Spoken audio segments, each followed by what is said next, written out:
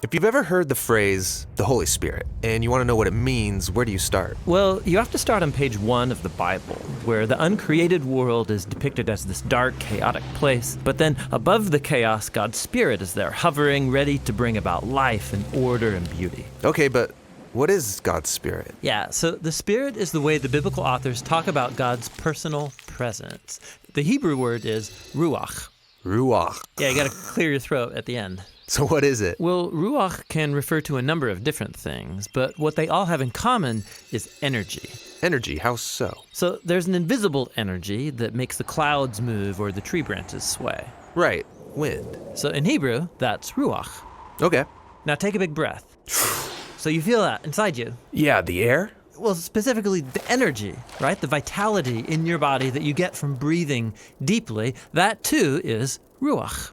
And this is the same word used in the Bible to describe God's personal presence. Just like wind and breath are invisible, God's Spirit is invisible.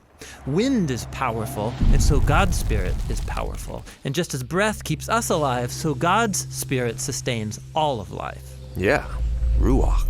Now, as we continue on in the story of the Bible, we see God's ruakh giving special empowerment to people for specific tasks. The first person in the Bible this happens to is Joseph. God's Spirit enables him to understand and interpret dreams. And then it happens to this guy named Bezalel, and he's an artist. God's Spirit empowers him with wisdom and skills. He's given creative genius to make beautiful things in the tabernacle. And we also see God's ruakh empower a group of people called the prophets. They're able to see what's happening in history from God's point of view. That's exactly right. And here's the problem as the prophets saw it.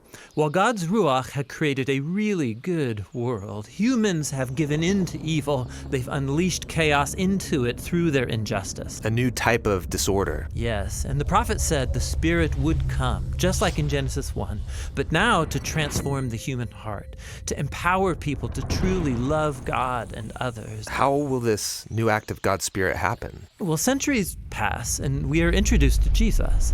And at the beginning of his mission, there's this beautiful scene where Jesus is being baptized in the waters of the Jordan River. Yeah, the sky opens up and God's Spirit comes and rests on him like a bird. This story is saying that God's Spirit is empowering Jesus to begin the new creation.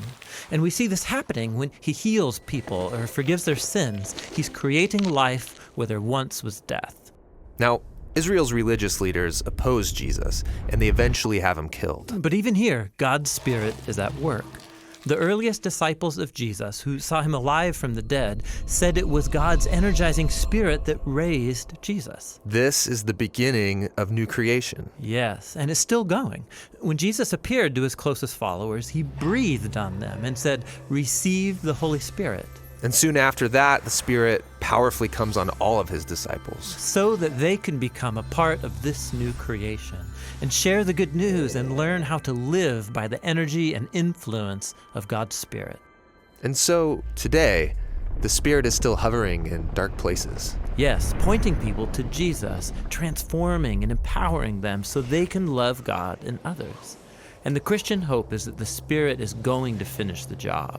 The story of the Bible ends with a vision of a new humanity, living in a new world that's permeated with God's love and life-giving Spirit.